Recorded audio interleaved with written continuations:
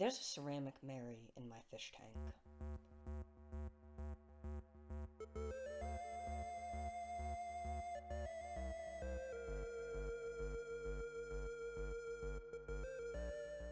She stands, eyes closed, hands clasped in prayer, in silent vigil over a colony of guppies. She's slip-cast and simple, a religious icon, mass-produced, sold, and then resold for $2. Fishtank Mary is a far cry from the mournful and singular Mary depicted in Michelangelo's Paella. While the Paella is tied to Michelangelo, Fishtank Mary seemingly manifested from thin air, surrounded by tens of other Marys like her on the shelves of a second-hand store.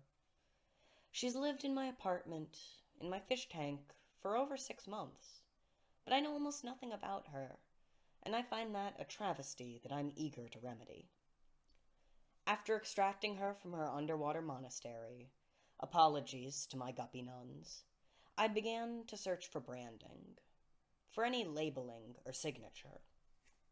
I'd imagine I'd find a worn-down imprint with the name of a now-defunct porcelain studio, but one with a name, with dates of operation, and with a documented catalog. I'd find when this specific model of figurine was produced, and maybe even the original artist. Instead, there was nothing. Not on her base, not inside, not on her back. She's completely blank. But hey, we have technology. We live in the internet era. Merely snap a picture and a simple Google reverse image search, and we'll be right on our way to finding the Virgin Mary avalanche. There are so many. So many. Not just in the image search, but online everywhere. Hundreds, thousands, all different, all ceramic, all Mary. None of them the icon in my fish tank. There's plenty of writing tracing the history of figurative ceramics or Christian porcelains, such as the wonderfully detailed Broad Visions, Ceramics in the 20th Century Church by author Lynn Pearson. This paper documents the evolution and rebirth of Christian ceramics, both Catholic and Protestant, in post-World War II Europe. It identifies the important religious ceramic artists of this period, such as Adam Kowalski and William Gordon, their wealthy patrons, and traces the influence of these works across several decades. It has a really lovely section on Adam Kowalski's chapels, in which he has these massive and beautiful low-relief ceramic sculptures that take up the walls. It's really lovely work. Absolutely interesting stuff. I definitely recommend giving it a look if you happen to have a chance. Yet there's a really stark difference between Kowalski's work and Fishtank Mary. Names. Almost everyone in Pearson's piece has a name. These pieces are documented. They have completion dates, recorded commissioners, names of artworks, churches, and artists. They have names because they have documentation, and they have documentation because they have money. Everyone in Pearson's story has money. And we are brought back to Fishtank Mary's $2 price tag and featureless base. It's the tragedy of cheap art. With commercial production comes a severing from the artist. Porcelain figures, in the European tradition, are known for their brand name rather than the name of an individual artist. Because even expensive porcelain is a consumer good. They were not produced for galleries or museums, but for the home. They are made at all moments with the idea of reproduction in mind. Expensive porcelains bear logos like Maison or Limonges. Cheap porcelains don't. Instead of bearing a cheap brand's name or logo, they, more often than not, have the same blank bases and faceless makers as Fishtank Mary. Ceramic figures, like Fishtank Mary, are made in factories. An artist will create an original mold of the figure, usually in clay, which is cast to form multiple plaster molds. Clay is then poured into these molds. If the model has multiple detailed parts, these segments will be cast separately and then combined before firing. Less expensive ceramics will skip this step by utilizing simpler models that can be cast in a single mold. Then the mold is fired at 2,300 degrees Fahrenheit for 14 to 70 hours, depending on the specific kind of ceramics. To smooth the surface of the figurine, it's polished before being painted and then fired a second time to lower heat. This method of production allows for a lot of figurines to be produced relatively quickly by using an assembly line method. Instead of having a singular artist go through every step, employees will do each step separately. This heightened efficiency separates these objects and the people creating them. It's much less intuitive to have a connection to a single ceramic Mary if she is one of hundreds that you've painted on eyebrows today, instead of being a single sculpture that you spent a month of time working on alone. Factory production creates what author David Morgan calls mass culture in his book Protestants and Pictures, Religion, Visual Culture, and the Age of American Mass Production. Quick side note, while we're discussing images of the Virgin Mary, it's important to note that she is a historically Catholic image, going all the way back to the Council of Trent, Counter-Reformation, and Reformation in like the 15th to 16th century. But when discussing religion in a consumerist and American context, you almost always have to talk about it in relation to Protestantism, as it's such a dominant force that shapes how all of American Christianity is practiced. Although Morgan writes about a different sect of Christianity, many of the underlying ideas about the individual's relationship to faith in the context of mass production can still be applied. By mass culture, Morgan says that he means a social cultural system of producing and consuming uniformly manufactured commodities in markets that do not require the producer to know or encounter the consumer in a face-to-face manner. Mass culture allows consumers to acquire more different kinds of goods at lower prices and to convert their labor more readily into acquisitions through the fluid intermediary of money. Morgan continues to argue that the heart of religious art and imagery in a mass culture is not individuality but aura, the nebulous feeling of presence that an image has. Mass production and wide availability did not create images devoid of religious significance, but transmogrified their aura for a consumer culture that values availability over uniqueness, ease and price over craftsmanship. Despite there being thousands of porcelain Marys, despite automized, artistless factory line production, my grandmother's shelves are still lined with ceramic icons. Maybe they command less awe and devotion than a singular sculpture or painting, like Michelangelo's Paella, but my grandmother couldn't have Michelangelo's Paella in her home.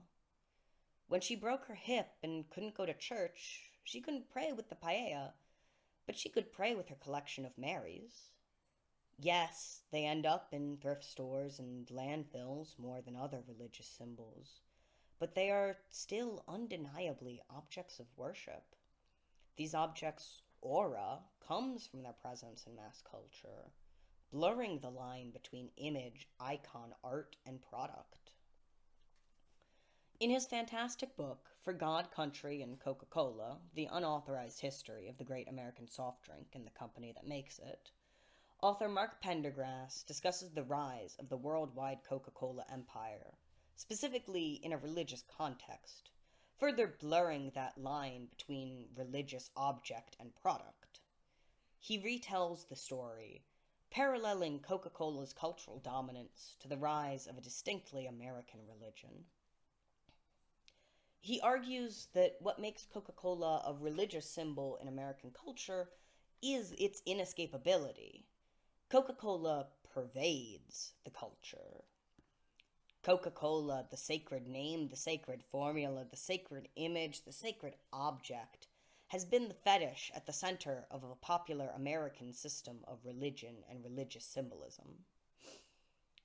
This religious system is that of consumerism, of an access to a higher quantities of manufactured goods than ever seen before. Wherever you go, you can get a can of Coke, and it'll almost always be the same bright, blessed red. There is no singular, beautiful, centuries-old can of Coca-Cola, wrought from marble by the hands of the old masters and preserved in the Vatican for centuries, because it would have no point. What is important about that kind of art is its singularity, the resources and time taken to create and preserve it. What's important about a can of Coke is that you can get it anywhere for about $2.50, give or take. Fishtank Mary cost me exactly $2. In the same way that Coca-Cola gains a cultural significance through commonality and accessibility, ceramic Virgin Marys and other Catholic kitsch are everywhere. There is no single Mary more important than the others. What matters is that there are thousands of them, and you can have one for a few dollars, and their aura is almost always the same. You can have as many Marys as you want. There's no limit on supply, only really on demand. In the same way that Fishtank Mary's base is blank, no can of Coke will ever be signed by its maker. You can drink Coca-Cola your entire life and never know who designed the can, who made the logo, who decided that it would be that fiery, blessed, sacred red. You'll never know where and exactly when this can was made, not the factory it was made in, and certainly not the hands that made this specific one. This availability once again severs the connection to artistry, turning these items into products. Production and distribution of Coca-Cola and other consumer goods like it has radically shaped the world, both economically and physically. Human influence, primarily driven by the same Coca-Cola-esque religion of consumerism, has irrevocably shaped the planet and modern society. The power of these objects is in their replicability, their near infinite production. There's no beginning or end to the creation of these goods. They march on, creating more and more at a cheaper and cheaper cost. But if that's true, why are all of these Marys ceramic? Why are they porcelain specifically? And why, in the rare case where they're not porcelain, are they trying so hard to look like it? If the religious quality and their aura is their accessibility, why not produce them out of aluminum or plastic? While there are some Virgin Marys made of these materials, nothing dominates the market like porcelain. Porcelain now costs a fraction of its historical price, and yet the cultural eye holds on to that. It sees value in the pristine, glossy, smooth surface of Fishtank Mary. Her only color is on her face and in the worn golden lines of her clothing. She projects a value that she objectively lacks. And yet, despite that lack of material worth, Fishtank Mary was valued. She's cracked along the base. She must have broken at some point, but she's been glued back together, very delicately and carefully, so that you'd only really see the cracks if you were looking from the inside. She's escaped the landfill at least twice. Once when she was saved after breaking, and a second time when she was donated to Renaissance instead of being trashed when her last home no longer wanted her. Fishtank Mary has been valued. She's been loved, cheaply made or not. That is, in my opinion, one of the most interesting things about Fishtank Mary. Her ethereal value to someone is completely untethered from her material costs, entirely in the eye of the beholder. What whoever owns her in that moment decides her import is. Fishtank Mary is balanced on a knife edge between consumer accessibility, which causes them to be mass-produced in factories, molds made by nameless artists and manufactured by hundreds of even more nameless workers, and the illusion of wealth, trying to hide the fact that they are made cheaply, to project the historical class associations of porcelain. It's time to circle back to the deluge of secondhand Marys, to one of the first results from my Google image search. One titled, White Porcelain Blessed Mother Virgin Mary Figurine, sold on eBay by Papa's Collectibles for a mere $12 USD. When I saw her in the small thumbnail image, I initially thought that she was the same as Fishtank Mary. She isn't. She's missing color and gold accents, and her mold is different.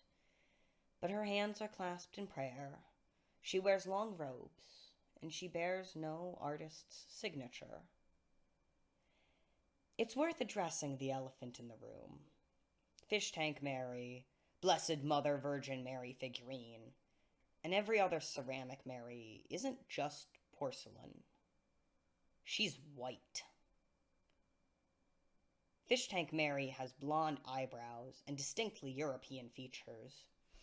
This isn't what a teen mother in the Middle East would have looked like, and yet she is immediately recognizable. Edward J. Blum's book, The Color of Christ, The Son of God and the Saga of Race in America, documents the history of Jesus' race in popular culture. Jesus has been depicted as European since the Renaissance, when European artists painted Jesus to look like them. But he wasn't truly white in the American context until the early 20th century. During that period, Jesus began to be depicted with blonde hair and blue eyes, at the same time that Christianity was being used as a colonizing tool against Native Americans, and to create the white-black class structure. Jesus, and by extension his mother Mary, have been used as tools of white supremacy, reinforcing the idea that whiteness is superior by associating exclusively white people with divinity. Circling back to the Blessed Mother Virgin Mary figurine, I have to reveal that I've lied to you, or at least kind of obscured the truth. Her base does not bear an artist's signature, but it's not completely blank either. It does have a single marking, a sticker, one that reads, Made in China. This is not to say that there are not Christians or Catholics in China, but the banality of the sticker and the lack of any attribution implies that it was more likely produced in a factory with the same level of love and care as a plastic toy or an iPhone, just another consumer good made in a conveyor line. She is a European depiction of a Middle Eastern woman that was produced in China, shipped to the Americas, and somehow ended up in a Renaissance in Montreal. Fishtank Mary is a microcosm of religious practice in American culture, both defined by her value and her commonality. She only exists because she is cheap and easy to acquire, yet the mass production of commodities like her has fundamentally shaped multiple countries and hundreds of lives. She is a piece of ceramic trash, and she's the same kind of object my grandmother prays to. She is a representation of an atomized approach to faith. She's a part of a centuries-long project of white supremacy. She's a $2 figurine. She's disposable, and yet my fish tank would be missing something without her. Fishtank Mary is, more than anything else, a lens to understand the world, to understand how the intersection of global economics, commerce, and culture defines an individual's relationship to faith.